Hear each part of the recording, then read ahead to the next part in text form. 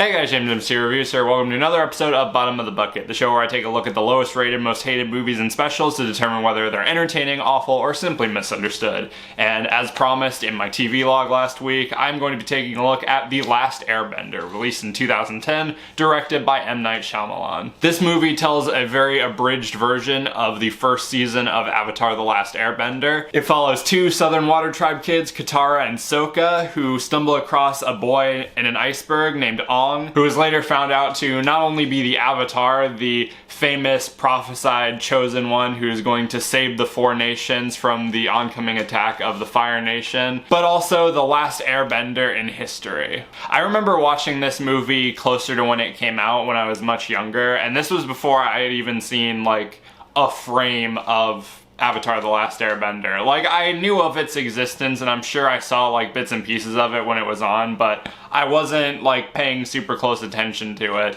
But I remember my dad rented this movie from Redbox and we tried watching it, and I fell asleep on the floor, and when I woke up the movie was over. So if that's any indication as to how younger me responded to this movie before he saw the show, you can only imagine how infuriating it was watching this movie several years later after having just seen all of the animated series and how phenomenal that was. It's honestly kind of embarrassing that this was allowed to be released and that Nickelodeon approved this, and that the fourth season of the TV series was basically steamrolled by this movie's production, and this is what they came out with. It's honestly kind of fucking insulting. I'm not even upset that like it's live action or that it changes stuff around from the series, because like when you look at like the most recent trailers for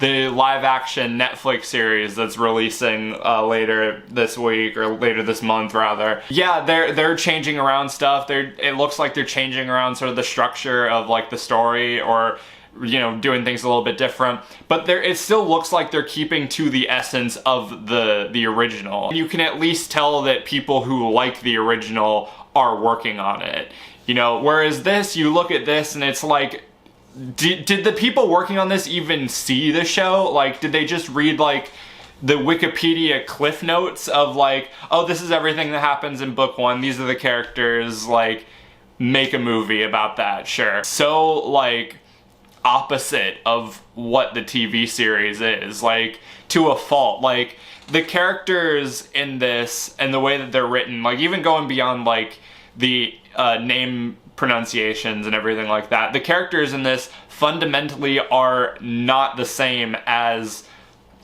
in the show. Sokka is no longer a wisecracker. He is just a plank of wood that bugs out his eyes like super crazy and is like super serious for no reason. Katara is just really boring, and like she doesn't have her like sort of motherly instinct, and she's not nearly as competent or badass as she is in the show.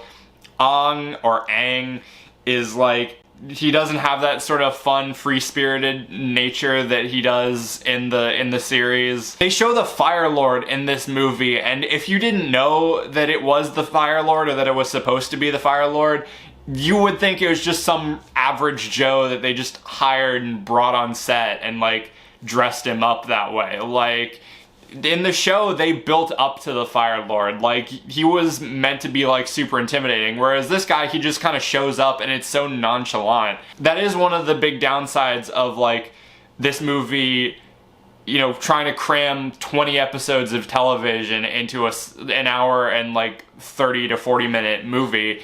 Shit gets left on the cutting room floor, and especially when they're playing around with sort of the structure of it as well, like things get rushed, like events don't get built up to, like character development gets thrown out the window in exchange for obnoxious exposition. Like it literally just seems like they're reading off a Wikipedia page. It's like, these are the important, like, you know, bullet points that you need to hit in order to like understand the plot of the movie, without understanding and acknowledging like why people care about this property in the first place, because the characters felt like real characters, and because, you know, the story was actually engaging rather than just a race to the finish line so that we can build up to some bigger thing that, you know, thank God this movie bombed, because I would have hated to see how they butchered, you know, Azula and Toph and all the other cool characters that they introduced later on. The bending sucks.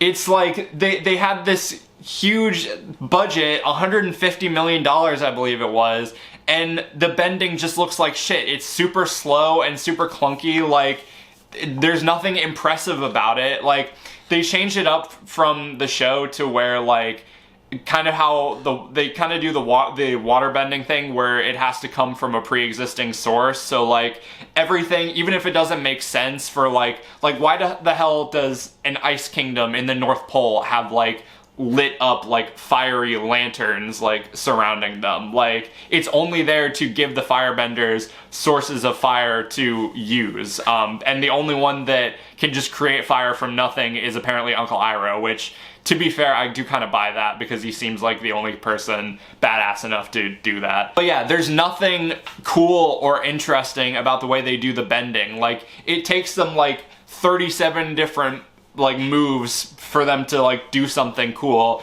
and when it does happen, like, it's so slow and clunky and shit like that, and it just looks like garbage. I mean, again, look at the trailer for the live action Netflix series and see how they do the bending in that. It looks so much cooler and quicker and, you know, closer to the action in the TV series versus this movie, which just, it looks like just absolute ass. And that's the case for the action in general. It just looks so clunky and cluttered and slow and, like, meandering. Like, they try to do, like, these really sweeping, like, long takes of all these action scenes, but it just doesn't, like, fit to the way that the action is choreographed, and it's not interesting to look at. It just looks really slow, because the actors are constantly having to wait to, like, hit their marks before they can do any action, and it's just, you're watching the camera, like, move around and, like, really slowly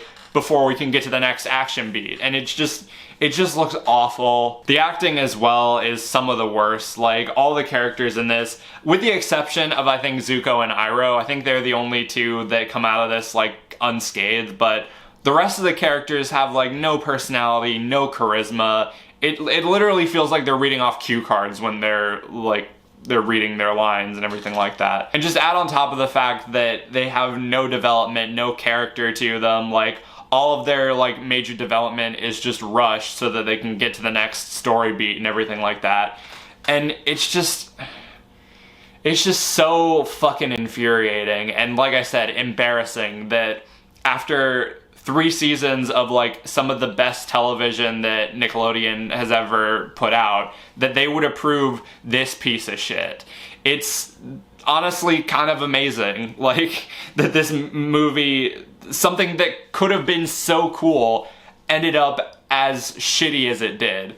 In terms of whether or not this is entertaining, awful, or misunderstood, I can see how this could be, like, entertaining for some people in a so bad it's good way, but this is one of the worst movies that I have covered for this show ever. Like, I feel like I would be saying the same thing even if I hadn't just got done watching the show. Maybe it's recency bias, I don't know, but even taking the show out of it, if Avatar: The Last Airbender didn't exist and we just had to go off this movie, I would be saying the exact same things. It's clunkily paced, it has zero character, the action sucks, the visual effects are awful, everything about it is just terrible. For some reason, if you haven't seen this movie, or even if you haven't seen the show, just go watch the show instead, because it is so much better, and this movie is just a fucking waste of time. So going to my ranking, this is an easy one. This is a 0.5. Fuck this.